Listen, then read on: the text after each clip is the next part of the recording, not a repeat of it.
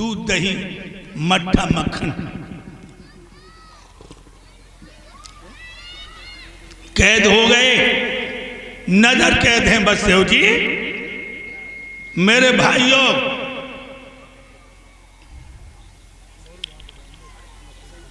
तीन साल बाद देवकी की पहलो बच्चा पैदा भव। बसदेव बच्चा को लेकर कंस के दरबार में गए। लीजिए सरकार, आपका पहला शिकार। कंस ने गोद में ले लिया बच्चे को। बच्चा इतना सुंदर था,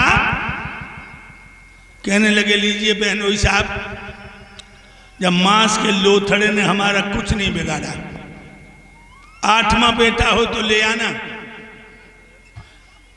बसदेव कहने लगे कंस रात तुम्हें हमारी उम्र भी लग जाए। देवकी को बच्चा दे दिया। इधर देवताओं में हलचल पैदा हो गई, हलचल पैदा हो गई। नारद से कहा महाराज जाओ और तुम जाकर के कंस को उकसाओ पापों की तरफ। नारद जी ने हाथ में फूल लिया, गुलाब का, कमल का, वहां में 8 पंखुड़ियां हैं। पहुंच गए राजा कंस के दरबार में। नारायण नारायण नारायण। बाबा जी के चरणों में भोले वाले बालक कंस का चरण बंदन स्वीकार हो। कंस महाराज की जय हो। आपका दर्शन हुआ, हम प्रसन्न हैं। और कोई न कोई समाचार बताइए। हमारा समाचार तुम ही बताओ। समाचार क्या? जब तुम अपनी बहन की विदा कर रहे थे, हाँ हाँ, देवता ने कोई भविष्यवाणी की थी? हाँ, भविष्यवाणी की थी कि जो है उसका जो पुत्र 8वां बेटा हमारा काल होगा। फिर तुमने क्या किया? हमने क्या किया? बसदेव बीच में आ गए और मेरे अपने बहन बनोई को मारने के लिए तोड़ा थे, तो नहीं मारा, फिर छोड़ दिया। हाँ, छोड़ क्यों दिया? क्योंकि हमारा तो काल जो है वो 8वां बेटा था, तो इसलिए हमने उनको छोड़ दिया। तुम हमें उल्लू लग रहे हो। अब महाराज जब हाँ हाँ बहन को मारने के लिए चले, हाँ हाँ, फिर तूने बहन को छोड़ा क्यों? छोड़ा उसे इसलिए कि हमारा जो काल था वो तो 8वां बेटा है, भविष्यवाणी बताई गई थी, और बसदेव बीच में आ गए। कुत्ता हो कमीनू है, तो 8वां बेटा कहाँ घुसो तो रे? अरे आकाशवाणी, मैं तुझसे ये कह रहा हूँ कि तूने छोड़ा क्यों उनको? अरे छोड़ा तो इसलिए कि वो बसदेव बीच में आ गए। उन्होंने जो है हमने संकल्प ले लिया, इसलिए छोड़ दिया गया उनको। बसदेव को नहीं कहने पर नहीं मारा, बहन बहनोई को। तू एक बात बता, हाँ, पूरे 9 महीने बाद माँ के उधर से बाहर आया। अब जब बात तो हम कैसे बता सकते हैं गुरुदेव, जब बात तुम ही समझ सकते हो कैसे। तो बसदेव ने तुमसे क्या कहा जब तुम मारने को थी तब? बसदेव ने ये कहा था कि जो भी बेटा होगा, जो भी बच्चा होगा, बुला कर हम तुम्हें दे देंगे। अच्छा, हाँ, बीच में कसम खाई उनने।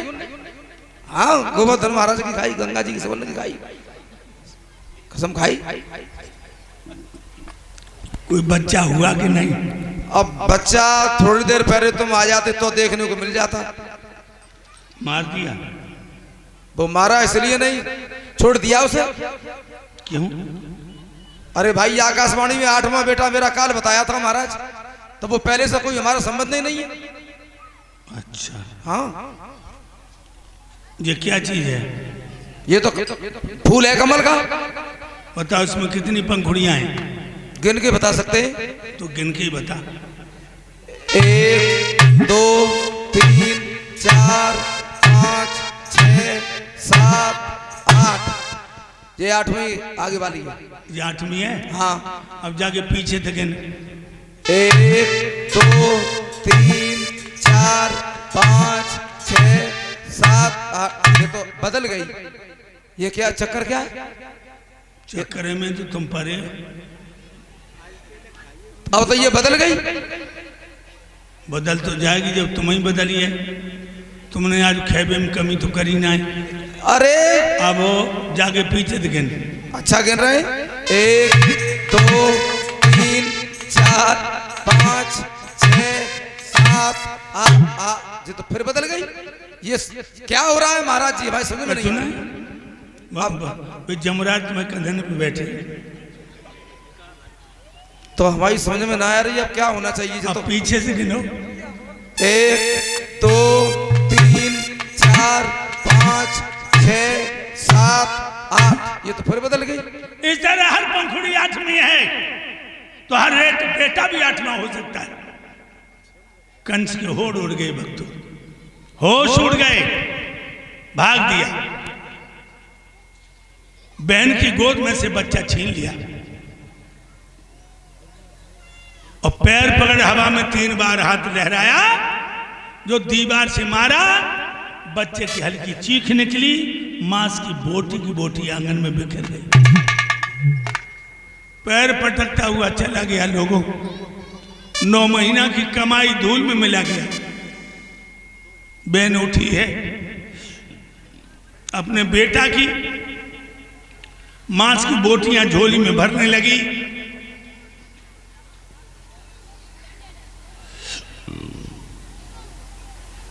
और भाई मांस के टुकड़ों में मुंह धर के फपक के रोने लगे।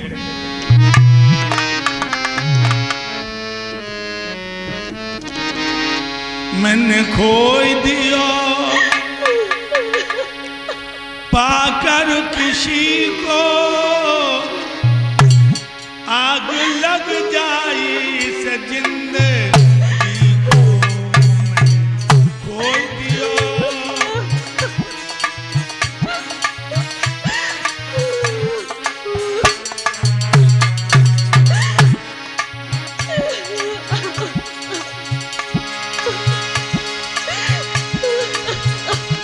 मेरा मरिया कुमार कन्हाई, दुनिया माँ भी कह नहीं पाई। मरिया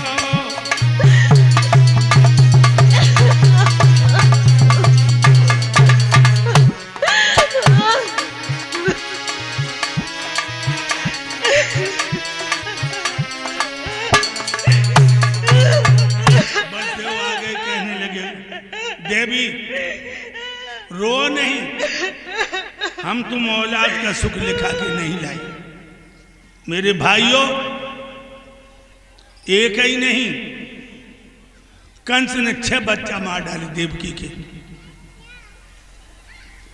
जब 7वां गर्भ आया, कंस ने 7वें गर्भ में बच्चा आया तो कंस ने बहन बहनोई को जेल में डाल दिया, हाथों में हथकड़ियां। 7वां गर्भ है। इधर देवकी की बड़ी बहन रोहिणी, जो बसदेव को भी आई थी और जो राजा नंद के यहां मैया यशोदा के पास रहती थी। मेरे भाइयों, उसे जब पता लगा कि भैया ने मेरी बहन के 6 लला मार डाले और मेरे पति को और मेरी बहन को जेल में डाल दिया, तो गोकुल से रथ में सवार होकर के अपनी बहन अपने पति की मिलाई को आई और कहा, किवाड़े खोलो, फाटक खोलो, मैं अपने पति और अपनी बहन से मिलूंगी। फाटक खोल दिए। जो अंदर गई रोहिणी, जो देवकी ने दीदी को देखा, एकदम भाग पड़ी, दीदी। रोहिणी भी बांह फैला के भागी और देवकी को छाती से लगा लिया। बड़ी बहन की छाती में मुंह छुपाकर फपक के रोने लगी, दीदी मैं जेल में कब तक चलूंगी? दीदी भैया ने 6 लला मार डाले, दीदी हमारे प्राण नहीं निकले। और रोहिणी अपनी छोटी बहन को पीठ थपथपा करके हिम्मत बना रही है। सोई देवकी के पेट में बच्चा पैदा होने की पीरें आने लगी। एकदम से देवकी बोली, दीदी मुज्जा लग रही, लला पैदा होने का समय आ गया। पीरें आने लगी। रोहिणी ने जमीन पे लिटा लिया देवकी को, पेट पे हाथ फेरने लगी। बच्चा पैदा हुआ, देवकी बेहोश हो गई। जब तक देवकी को होश आया तब तक रोहिणी मैया ने बच्चा को साफ करके उसका नारा काट दिया। जो देवकी को होश आया, जो लला को देखो, रो के कहने लगी, दीदी दीदी, जब लला को लेके तू चली जा, दीदी मैं भैया के हाथों से मारी जाऊंगी, दीदी जो लला को तू पाल लीजिए। एकदम से रोहिणी बोली, चुप, भैया के हाथ इस बच्चे तक नहीं आने दूंगी। और वो बच्चा लिया रोहिणी ने, अपने दोनों स्तनों के बीच में रख लिया, ऊपर से चादर कर ली। देवकी कहने लगी, दीदी मौसी बन के न पालिए, मैया बन के पाल लीजिए, मैं तो मर जाऊंगी भैया के हाथों से। रोहिणी रोकर बोली, चिंता मत करके, मेरा लाल है। हाथ दोनों स्तनों के बीच में लला को छुपाकर रोहिणी रथ में बैठ के चली गई। उसी बच्चे का नाम बलराम पड़ा है, ध्यान रखने लोगों। और इधर जेल में हल्ला हो गया कि देवकी का 7वां गर्भ खंडित हो गया। कंस आया, बोला नहीं, बच्चे के पूरे दिन थे, बच्चा खंडित हुआ तो मांस के टुकड़े कहाँ हैं? थोड़ा सा खून पड़ा है, सिपाहियों, पहरेदारों, तुम्हें जमीन में दबा दिया जाएगा। लेकिन भक्तों, सब जेल के कर्मचारी जानते थे कि बच्चा को रोहिणी ले गई। आत्मा इतनी दुखी थी, किसी ने ओठ नहीं खोली। उसी बच्चे का नाम बलराम हुआ। बहन बहनों की हथकड़ियां कटवा दी पापी ने। अब 8वें गर्भ की बारी है, कंस के यहां तैयारी है। कंस सोचने लगा, 1 महीना से पहले पता नहीं लगेगा कि बहन के पेट में बच्चा है। 2 दूतियां बुलाई और कंस ने कहा, मेरी बहन के आंगन में लग जाओ, जब मेरी बहन का महीना चढ़ जाए तो हमें अवगत कराना। वो लग गई दूतियां। जो बहन देवकी को महीना बढ़ो 2 महीने भाई, दूतियों ने कंस को बता दिया कि तुम्हारी बहन का महीना बढ़ चुका है, तुम्हारी मौत आ गई पेट में, अब आप देखिए। सोई कंस ने अब की बार बहन बहनों को काल कोठरी में बंद करो। काल कोठरी जानते हो, जहाँ में 24 घंटा अंधेरा, उजाला देखने को न मिले। और भक्तों, जब तो हम तुम जानते ही हो, जब कभी मैया के पेट में बच्चा होते और जब बच्चा पे खून चढ़े तो खून तो मैया की पानी की तरफ से जान से खिंचते, प्राण से निकलते हैं, वो भी अच्छा खाने को न मिले।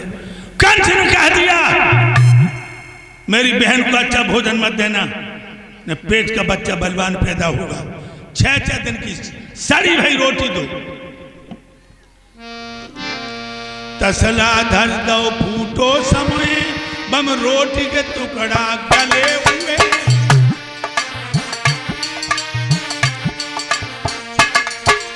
देखिए लोग,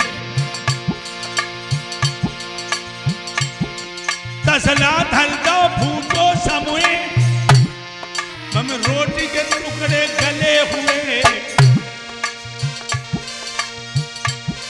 फूटे से घड़ा में पानी है, कमल में दोनों पड़े हुए।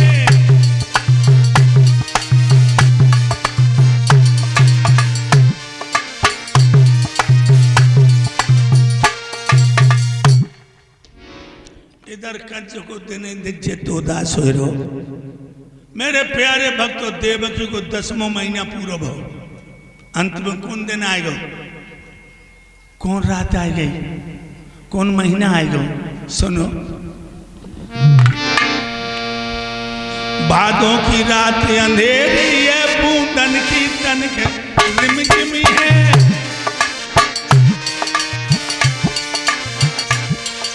भैया भादों को महीना, अंधेरी रात, पुरवाई की हवा, छोटी छोटी बुनियन की फुहार, जुगनू चमक रहे, मोर बोल रहे, पतिया बोल रहे, कोयल कूक रही।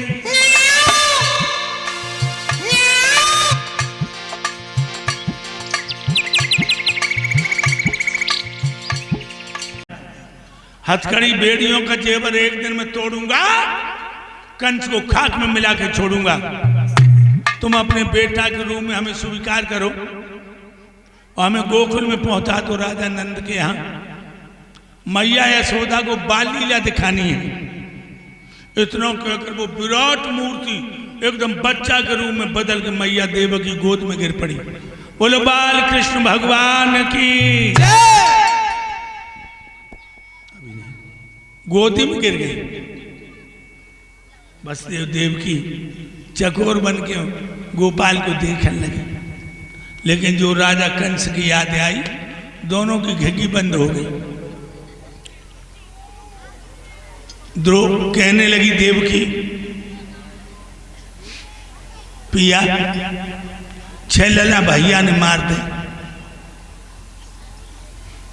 लला को देख के छाती सी फट रही है, चाहे हम तो भरू भैया के आतंक से मारे जाए, जब लला को बचाए। बसदेव कान लगे, गोरी हाथन में हथकड़ियां, पान में बेड़ियां, दरवाजे में दोहरे ताले, भाला लाए पहरे वाले, कैसे बचे लला। देव की कान लगी, पिया मुझे एक बात याद आएगी, गोकुल में तुम्हारे भैया रहते नंद, बड़े लला को दीदी पाल रही है। जब थाती तुम जसोदा को सौंप आई हो, तो जसोदा हमारी लला को पाल लिए। बसदेव कहने लगे, अगर मेरे बंधन टूट जाए तो बचा ले। जो कई बंधन टूट जाए, हाथन की हथकड़ियां, पान की बेड़ियां चट चट टूट। बोलो बाल कृष्ण भगवान की जय। अंधेरे में टटोलने लगे, टूटो बहुत सूख मिलेगा। कम्बल फाड़ के बिछाए दो, गोविंद को लिटाए दो। और भाइयों, जब सूप दो है मैया ने, कन्हैया के होटल को चूम लो, जाओ लला तुम नीके रही हो। सियाने हो जाते तो मैया की जेल कटवाई जाइए। अब बसदेव जी सांकलों में जकड़े हुए कन्हैया को लेकर गोकुल को चले हैं।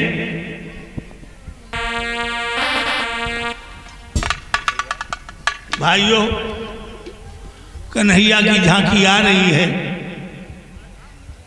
गोविंद के दर्शन करो और जो न्यौछावर करना चाहो मेरे बाल कृष्ण पर करो। आज बसदेव जी बस सूप को लेकर गोकुल के लिए जा रहे हैं, लेकिन यमुना को पार करना है, क्योंकि भादों का महीना यमुना उबाल पर है। मेरे भाइयों,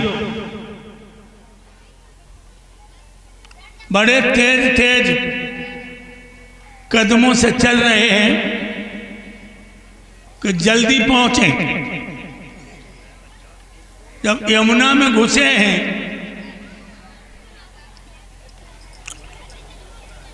तो यमुना सोचने लगी, भगवान तो कोरे ही कोरे जा रहे, क्या इनके पैर भी नहीं छू पाऊंगी।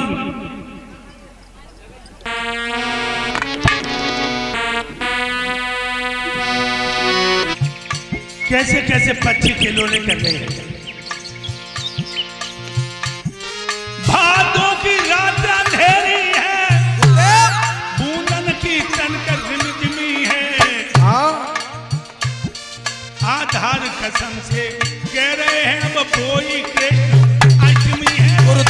कसम से कह रहे वही तो कृष्ण अष्टमी है, गुरुदेव कसम से कह रहे वही तो कृष्ण अष्टमी है।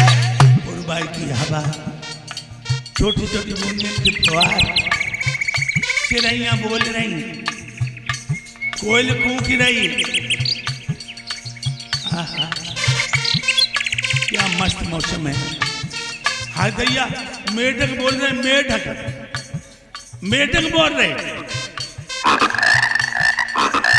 आहा,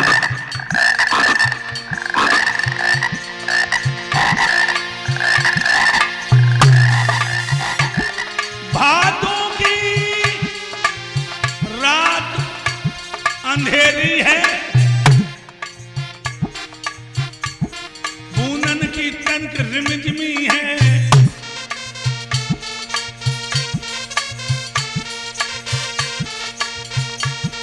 आधार कसम से कह रहे हैं वो कोई कृष्ण अष्टमी है।